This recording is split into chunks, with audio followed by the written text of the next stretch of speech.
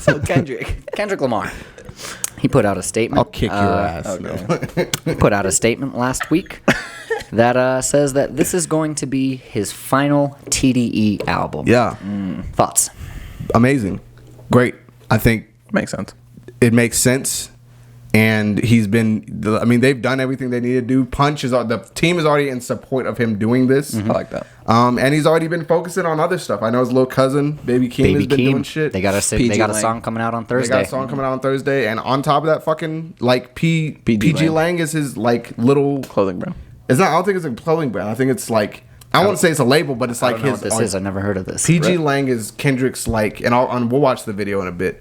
But his I won't say it's a label because I don't know what it is. It's like a creative idea where people can like brand themselves. I don't know what it is, but is it like it's like he's creating his umbrella, like his own umbrella of things where people can just get under it and promote themselves. Keem is under it. I think Baby Keem is under it. So, but I think it's great, bro. I feel like TDE.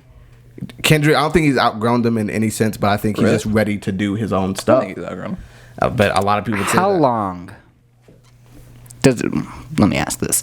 Does this seem like a retirement album? No. I think this is How long? Because since he's not going to be on the label anymore, and obviously he can just drop his own shit independently, but without that label pressure to be like, you got to drop an album, I don't think they pressure. I don't think they pressure me either because it's been fucking 5 years since his last one. Like TDE doesn't give a fuck. It took Isaiah like 4 years. True. Yeah. True. But at the same time, if you're on a label, you have to drop an album. But like Schoolboy, like no one on that album drops or on that label drops. But still, if you're on a record label, you have to drop something. Doesn't matter how long it takes. Like there's still the pressure there to put something out to create a because you have to. Right. Now that he's not going to be on TDE, how long are these breaks going to be? Because they're already long enough as is. I think he might speed up.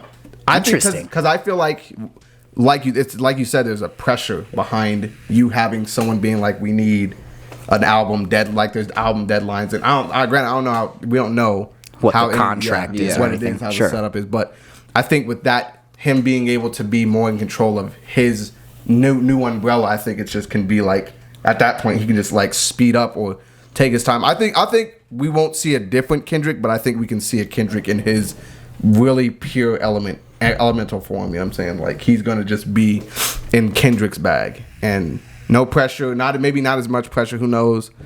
I think it'll be about the same time. I think it'll be less pressure. I mean, he takes fucking 4 to 5 years for every single. Well, not 4 to 5, but we're on our 4th year waiting for an album now, and it's just like between albums, it takes a really long time, and without the label pressure being there of like, okay, are you gonna fucking drop something soon? Without that being there, what's really stopping him from being like, I don't want to make an album for another 10 years or so. Yeah. Can go either way. I mean, it really can. Like honestly, like he can just do features for a while. He can like. He's really. It seems like Kendrick retires every time he drops an album, where it's just like, he's not coming back for I was gonna say, and fucking. I'm gonna go through a whole stage of life before I get another Kendrick Lamar album, and I love it, bro. I think it's great. I mean, obviously, it's he's focusing on the quality more than quantity, but. I mean, it kind of just speaks to. I mean, I don't know if it speaks to, but when Drake won the artist of the decade, I didn't disagree. I was like, look at, I mean, compared to how much stuff that J. Cole or Kendrick or really, I mean, that's our Mount Rushmore right there, -1.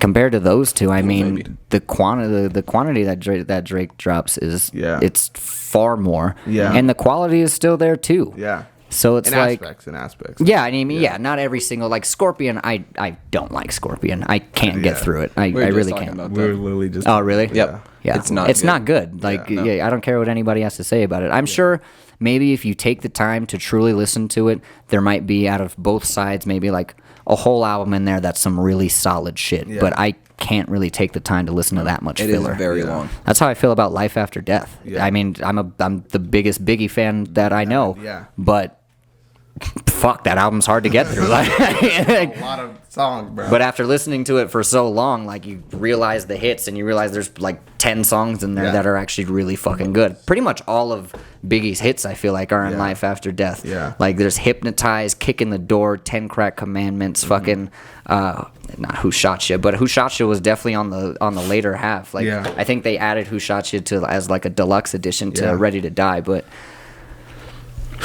point being, I think that Kendrick, I think is probably one of the better things for Kendrick because it's not like, I think it gives him freedom to do really whatever the fuck he wants. And I think he probably already had that before, but taking the label away from that, I think it gives him a little bit more. Yeah. I think the whole reason that it kind of just seems like a retirement album is it's just the post that he came out with. Like it's just like this essay where he's just talking about like where he's at and what's gonna happen. It's just like this seems kind like it just seems like pretty final. I don't think it's going to be obviously, but you wouldn't say under TDE. Yeah, exactly. That's the one that's thing. The line. That's the context that like shows us. It's like he's not done. We don't know. And it probably does feel like that because it is like his final one. But just for TDE. Right. You know, he can just drop whatever the fuck afterwards. So. And also,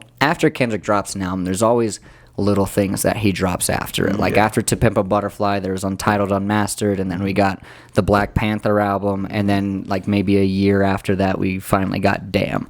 So I think probably after this one, we probably get a little bit here and there. Maybe he pops up on Baby Keem's shit every now and again. I see him really developing artists under him. Yeah, I agree. I agree. Like Keem is, I think, the biggest one, obviously, but we don't know. You know what I'm saying? He could have like 3 other artists. There was one dude he gave a huge cosign named Kimba.